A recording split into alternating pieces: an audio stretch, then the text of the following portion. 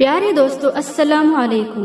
یہ واقعہ کربلا کے 400 سال بعد کا ہے، جب ایک سید زادی کو پناہ کی ضرورت تھی تو کیسے ایک غیر مسلم نے ان کی مدد کی اور ہمارے نبی پاک صلی اللہ علیہ وآلہ وسلم نے اسے کیا خواب میں بشارت دی۔ ہمارے نبی پاک صلی اللہ علیہ وآلہ وسلم جو اپنی امت کو نہیں بھولتے، وہ اپنے خاندان کو کیسے بھول سکتے ہیں؟ ہرات میں ایک سید خاندان تھا، وہاں ایک سید زادی رہتی تھی، ان کے خاوند کا انتقال ہو گیا۔ وہ سید زادی بیوہ ہو گئی، اس کی چھوٹی چھوٹی بچیاں تھیں، اس نے نقل مکانی کی اور سمرقند پہنچ گئی۔ پناہ کی تلاش میں تھی، وہاں پتہ کیا یہاں کوئی سخی ہے تو لوگوں نے کہا یہاں دو بڑے لوگ ہیں، ایک حاکم سمرقند ہے جو مسلمان ہے اور ایک ایرانی ہے جو آتش پرست ہے، آگ کا پجاری۔ تو ان کے جی میں آیا وہ تو غیر مذہب ہے، مجھے کیا پناہ دے گا؟ تو وہ مسلمان حاکم کے پاس گئی اور کہا میں سید ہوں، آل رسول ہوں، لیکن میں مصیبت زدہ ہوں، میری مدد کرو۔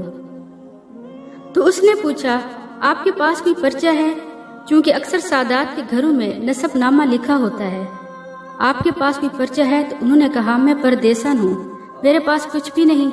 وہ کہنے لگا یہاں تو ہر چوتھا آدمی کہتا ہے میں سید ہوں۔ تو بی بی سیدہ اس کے بعد پارسی کے دروازے پر گئی اور دستک دی، وہ باہر نکلا اور ان سے کہا میں مسلمانوں کے نبی کی اولاد میں سے ہوں، میں مصیبت میں ہوں، میری مدد کرو، اور میری بچیاں سرائے میں ہیں۔ اس نے اپنی بیگم کو اسی وقت سید زادی کے ساتھ بچوں کو ساتھ لے کر آنے کے لیے کہا، گھر میں ٹھہرایا، کھانا کھلایا اور آرام کرنے کے لیے کمرہ دیا اور وہ سو گئی۔ رات کو حاکم مسلمان نے خواب دیکھا کہ حضرت محمد صلی اللہ علیہ وآلہ وسلم جنت میں ایک سونے کا محل ہے، اس کے سامنے کھڑے ہوئے ہیں اور یہ حاکم وقت آ کر پوچھتا ہے یا رسول اللہ یہ محل کس کا ہے؟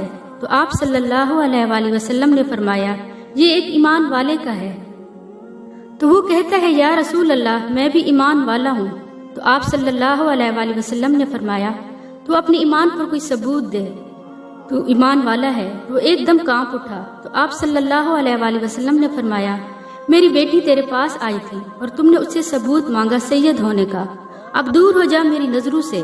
اس کی آنکھ کھلی تو چیخ اٹھا اور کہنے لگا میں برباد ہو گیا، اور اسی وقت ڈھونڈنے نکل پڑا کہ وہ بی بی سید زادی کہاں ہیں۔ لوگوں نے کہا کہ وہ تو فارسی سردار لے گیا۔ وہ بھاگتا ہوا گیا، فارسی سردار کا دروازہ زور زور سے کھٹکھٹانے لگا۔ فارسی سردار کے سب گھر والے حیران کہ رات کے اس وقت اتنی زور زور سے دروازہ کون بجا رہا ہے۔ جب اس نے باہر نکل کر دیکھا تو حاکم سردار ننگے سر ننگے پاؤں ہاتھ جوڑ کر کہنے لگا اے بھائی وہ مہمان مجھے دے دے۔ فارسی سردار نے کہا حضور بن دیکھے سودا کیا تھا، اب تو دیکھ لیا ہے، اب واپس نہیں ہوگی۔ حاکم نے کہا میں تمہیں 300 دینار دیتا ہوں۔ فارسی نے کہا تم مجھے اگر سارا جہان بھی دے دو میں وہ مہمان تمہیں نہیں دوں گا۔ پھر اس نے کہا میں تمہیں بتاؤں ایک بات کہ میں کلمہ بھی پڑھ چکا ہوں۔ جب خواب میں تم نے دیکھا وہی خواب میں نے بھی دیکھا ہے کہ جنت کا محل ہے، اس میں دو جہاں کے سردار حضرت محمد صلی اللہ علیہ وآلہ وسلم کھڑے ہیں، اور تم آ کے پوچھتے ہو کہ یہ محل کس کا ہے؟ تو آپ صلی اللہ علیہ وآلہ وسلم فرماتے ہیں کہ ایک ایمان والے کا ہے، اور تم کہتے ہو کہ میں بھی ایمان والا ہوں۔ تو حضرت محمد صلی اللہ علیہ وآلہ وسلم تم سے ثبوت مانگتے ہیں اور تجھے رد کر دیتے ہیں، اور میری طرف متوجہ ہو کر فرماتے ہیں کہ تم نے ہی تو میری بیٹی کو ٹھکانہ دیا ہے نا؟ تو آپ صلی اللہ علیہ وآلہ وسلم فرماتے ہیں جو تم اور تمہارا سارا خاندان بخشا گیا۔ اس نے کہا میں نے اٹھتے ہی کلمہ پڑھ لیا ہے، اب میں ایمان لا چکا ہوں۔